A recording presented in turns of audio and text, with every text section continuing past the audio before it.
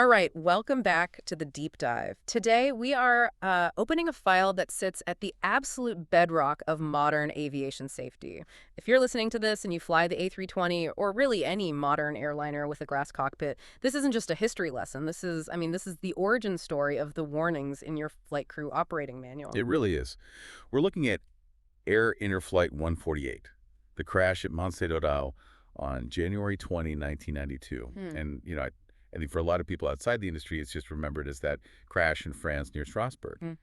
But when you dig into the forensic brief we have today, you realize this is the definitive case study for automation mode confusion. That's the term, mode confusion. We hear it in recurrent training every single year. Yeah. But it's usually treated as this abstract concept. Today, we're going to see exactly what it looks like when it kills. Precisely. And we need to be clear about our mission here. We aren't just recounting the tragedy. We're dissecting what investigators call the 3.3 trap. We need to understand how a crew can be fully convinced they're flying a standard safe approach profile while the aircraft is actually diving at 4 times the normal rate. And I want to speak directly to the pilots in the audience for a second. We know the hardware has changed. The A320 you fly today has a completely different flight control unit than the one in 1992. But the wetware, the human brain, the cognitive shortcuts, the pressure to get on the ground, that hasn't changed a bit. That is the absolute key. The trap isn't just in the wiring, it's in the psychology. So we're basing this deep dive on a specific forensic brief that was prepared for training investigators. We're looking at evidence-based facts, flight data, and ICAO competency breakdowns. Okay, let's get into the cockpit. Set the scene for us. It's January 1992. Right. We are on board an Airbus A320-111, registration FGGED. It's a domestic flight, Lyon to Strasbourg. It's winter, it's nighttime, and the weather is, typical for the region. Low clouds, some wind, but manageable. And this is a short hop, so high tempo from wheels up to wheels down. Very high tempo. And the first domino in this whole accident chain, it falls before they even start their final descent.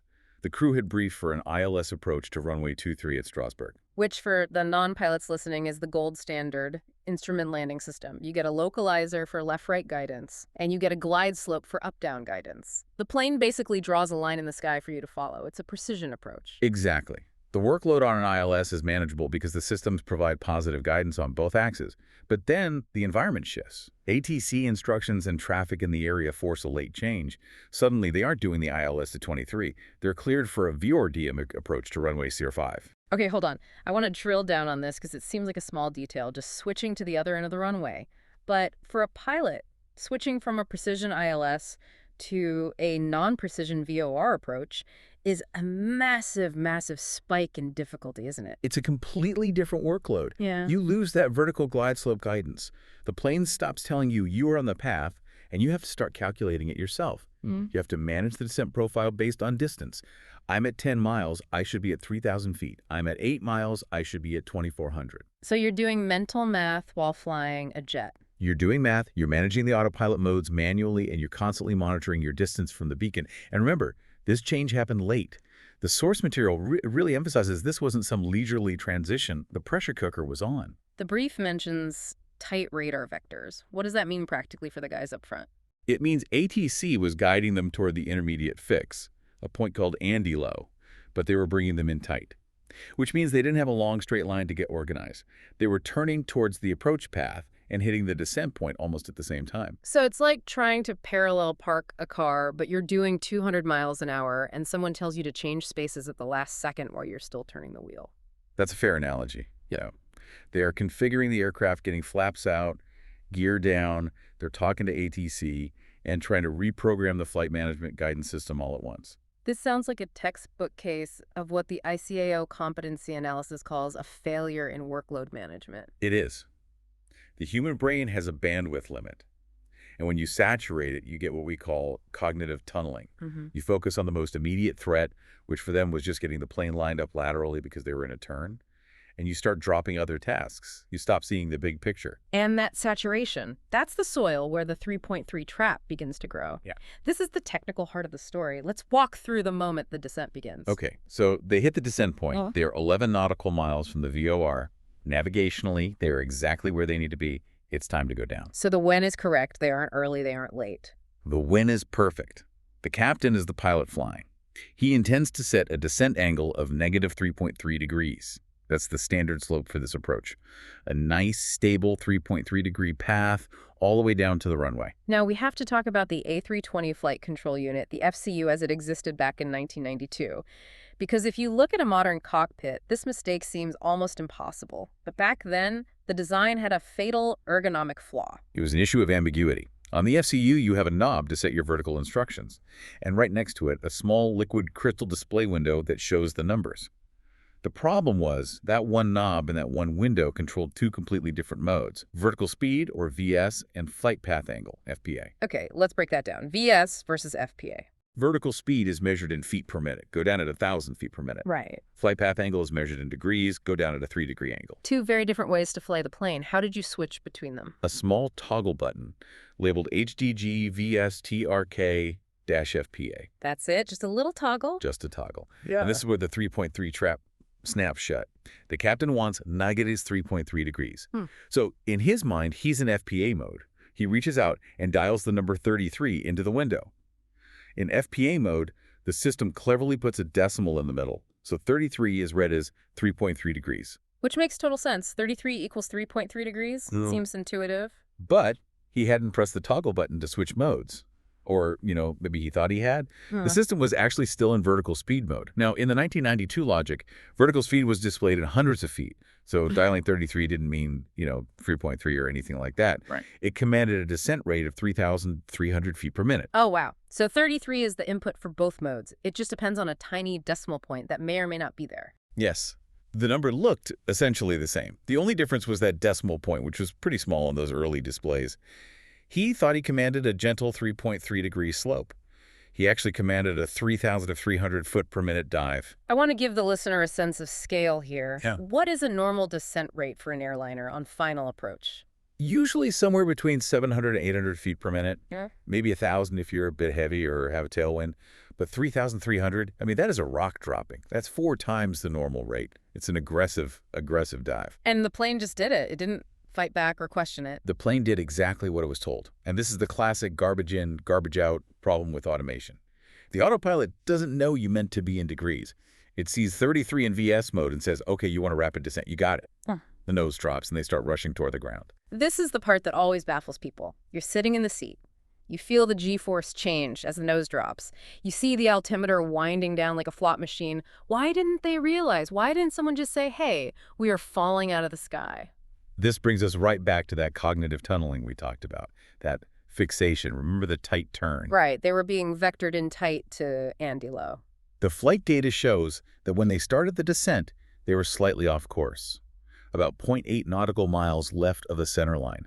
They weren't fully established on the VOR radial yet. So their eyes are just glued to the lateral navigation display. Exactly. The human factors section of the brief is just devastating here. It says they stopped scanning the vertical flight path instruments. The captain is obsessed with getting that needle centered left to right. He's looking at the heading. He's looking at the track. He assumes the vertical part is taken care of because he already turned the knob. It's like texting while driving. You're looking at the phone, the lateral nav, and you don't notice you've drifted into the ditch, which is the vertical dive. And there's a specific safety net they missed. The FMA, the Flight Mode Enunciator. Oh man, every instructor I have ever had screams this. Read your FMA! It's the little text at the top of your primary flight display that tells you what the autopilot is actually doing. It is the one and only source of truth in the cockpit. If they had just glanced at the FMA, it would have read VS-3300. It would have been right there in white and green text. But if they were in the mode they thought they were in, it should have said FPA NAN is 3.3. They didn't look. Or they looked and just didn't see. They assumed the mode. They trusted the knob, not the screen. And this is compounded by the cockpit atmosphere. The analysis calls it a cool cockpit. Which, usually sounds like a good thing. Stay cool. But in this context, it means detached, right? It means detached, yeah. The cockpit voice recorder analysis was eerie. Very little talking, almost no cross-checking. Standard operating procedures, SOPs, they require you to call out mode changes. The captain should have said something like, vertical speed minus 3,300, set. And if he had said that out loud, the co-pilot might have gone, whoa, 3,300, that's way too fast. Exactly. But because he stayed silent, or maybe just mumbled it, he removed the co-pilot's ability to catch the error. Silence removes the redundancy of a two-person crew. And we have to mention the experience gap. The The brief highlighted their flight hours on this particular aircraft. The captain had experience flying, sure, but only 162 hours on the A320. The first officer, only 61 hours on the A320. 61 hours, that is incredibly low. They were both effectively rookies on this specific machine. They didn't have that visceral, gut-level sense of, wait a minute, this sight picture is wrong. Yeah. An experienced A320 pilot might have seen the vertical speed needle just pegged at the bottom of the dial and reacted instinctively. These guys were still thinking mechanically, not intuitively. So you have a confusing interface, high workload, fixation on the wrong instrument, a silent cockpit, and a low-experience crew. The holes in the Swiss cheese model are just lining up perfectly. They are. And there's one more psychological trap the expert brief mentions. The logic trap, or confirmation bias. The mentor's inquiry. I found this part fascinating. It's about how getting one thing right can blind you to getting another thing catastrophically wrong. Right.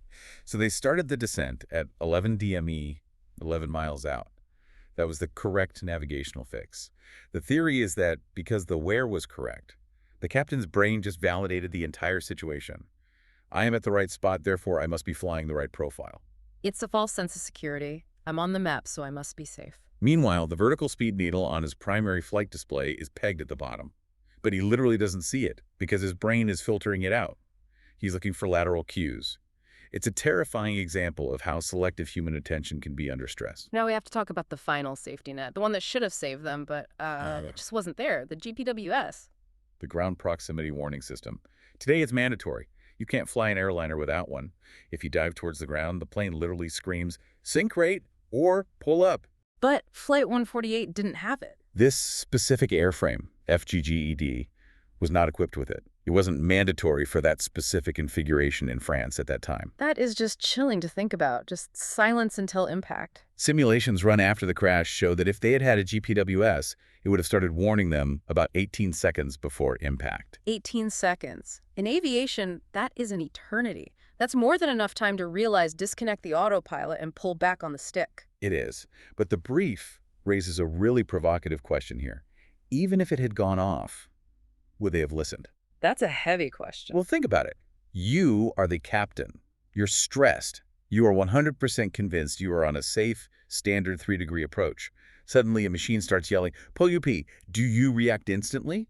Or do you hesitate? Do you think, stupid computer, it's malfunctioning? The nuisance alarm factor, Right. especially back in the 90s, those systems weren't always perfect. Exactly. If a crew is completely convinced their mental model is right, they might waste 5 or 6 seconds just debating the alarm. And in this case, 5 seconds was likely the difference between life and death. So the aircraft is diving, they break out of the clouds, maybe see the trees at the very last second. Impact was at 2,620 feet elevation on Mont Saint-Odile. The aircraft was destroyed. 87 people died. Only 9 survivors. It's a terrible tragedy, but in the aviation world, tragedies are lessons written in blood. This crash fundamentally changed the Airbus cockpit, didn't it? It absolutely did. Right. If you walk into an A320 cockpit today, or really any Airbus, you are seeing the direct legacy of Flight 148. The most visible change is that FCU window. They fixed the 33 ambiguity. They did. Now, vertical speed is always displayed as 4 digits. So if you dial up 3,300 feet per minute, it clearly says 3,300. And flight path angle. It's always decimals, none is 3.3. So visually, 3,300 looks nothing like NATIV's 3.3. You simply cannot confuse them anymore. The machine now speaks the language of the pilot more clearly. They forced the display to match the pilot's mental model. Exactly. And of course, GPWS became mandatory. Plus, the training changed entirely. This crash killed the dive and drive technique for major carriers. Now we use CDFA continuous descent final approach. You monitor the vertical path constantly. And what about the SOPs regarding the FMA? Much, much stricter. You are not allowed to touch a knob silently. If you change a mode, you have to announce it. Vertical speed minus 3,300 blue. And the other pilot has to look, confirm, and verify. It forces a verbal audit trail. So bringing this back to our listener, the pilot flying the line today, or the enthusiast watching from the ground, we have better screens, better alarms, better training. Is the automation trap gone? Not at all. And that is the critical takeaway from all of this. We fixed the 33 knob. We didn't fix the human brain. Mode confusion is still a thing. It is the #1 threat in modern automated flight. You can still think the plane is an open descent when it's actually in vertical speed. Yeah. You can still think it's capturing the glide slope when it's actually in level change. The complexity is still there. And the temptation to trust without verifying is always there. Hmm. The lesson of Air Inter 148 isn't just don't confuse VS with FPA. The lesson is the FCU is what you want to happen. The FMA is what is happening. I like that. The FCU is a wish. The FMA is reality. Exactly. And if you aren't reading your FMA, you are flying on hopes and dreams, not on data. And I want to leave the listeners with that thought from the mentor's inquiry regarding the GPWS. It's a good mental exercise for your next flight. Yeah. Imagine you're tired, you're busy, you're sure you're right, and suddenly the box screams, pull up, or terrain ahead. Oh. Do you have the discipline to trust the machine over your own gut instantly? Or do you waste those precious seconds trying to prove the machine wrong? That split-second hesitation is the difference between a go-around and a case study. It's a tragic story, but understanding the mechanics of this crash makes us all sharper. It reminds us that we are the masters of the automation, not the other way around. Absolutely. Thanks for walking us through the forensics on this one. It's a tough file to open, but a really necessary one. My pleasure. Fly safe. And to our listeners, thanks for tuning in to this deep dive. Keep scanning, keep verifying, and we'll catch you on the next one.